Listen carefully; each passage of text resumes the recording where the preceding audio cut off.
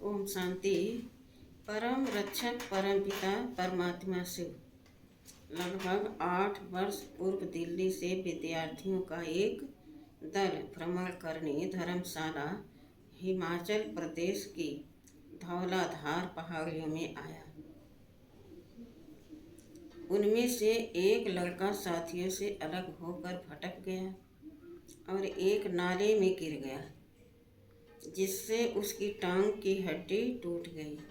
हड्डी टूटने की वजह से वह चल नहीं सकता था।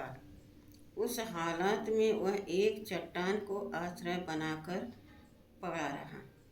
उसके पास पानी की बोतल थी, तो जब पानी खत्म हो जाता तो घिसट कर पास के नाले से पानी भर लेता। उसी पानी के सहारे वह 8 दिन जिंदा रहा। बैटरी खत्म होने के कारण उसका फ़ोन भी काम नहीं कर रहा था। बैटरी चार्ज करने का कोई साधन भी वहाँ नहीं था। उधर साथी विद्यार्थियों ने उस लड़के को साथ न पाकर उसके गुम होने की सूचना पुलिस को दे दी।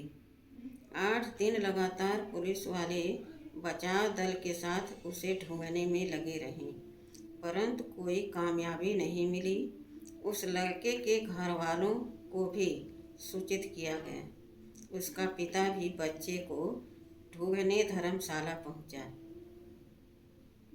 9वें दिन पिता और बचाव दल उसको ढूंढने में कामयाब हो गए।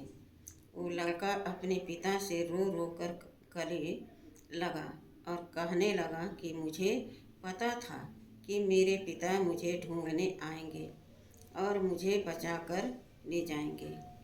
हम भी मुसाफिर हैं। मैं इस घटना का वर्णन इसलिए कर रहा हूँ कि उस लड़के की तरह ही हम सभी आत्माएं भी यहाँ सृष्टि पर मुसाफिर भ्रमण करने आए हैं। और भी मुसाफिर अपनी यात्रा को आरामदायक बनाने के लिए अपने पास धन और वस्तुएं रखता है। सतयुग और त्रेता के सफ़र में हम आत्माएं संगम युग में कमाए हुए सत्कर्मों और पवित्रता के धन से अपनी यात्रा को सुख शांति से पूर्ण करती हैं, परंतु द्वापर युग में देह भान में आकर दैवी मर्यादा से भटक जाती हैं और हमारे शुभ चिंतक दिव्य गुणों से हम अकेले हो जाते हैं। भटकने से गिरना स्वाभाविक है, जिससे हिम्मत की टांग टूट जाती है।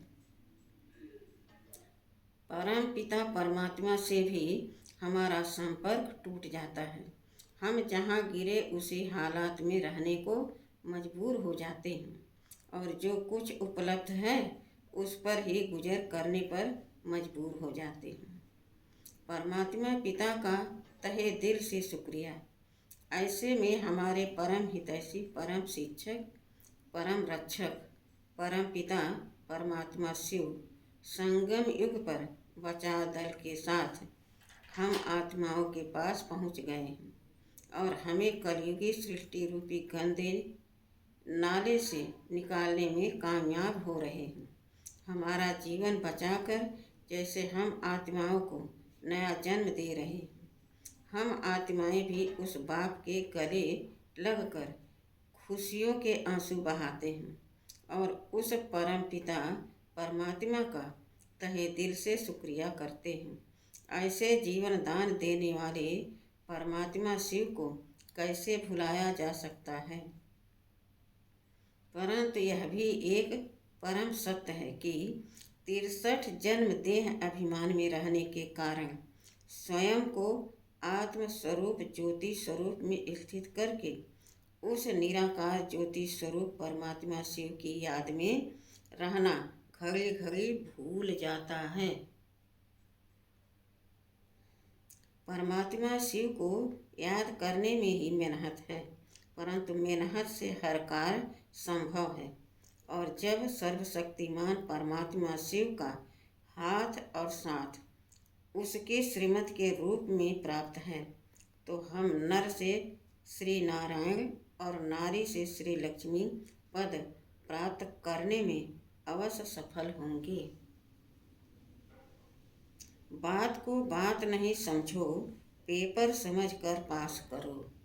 ओम शांति।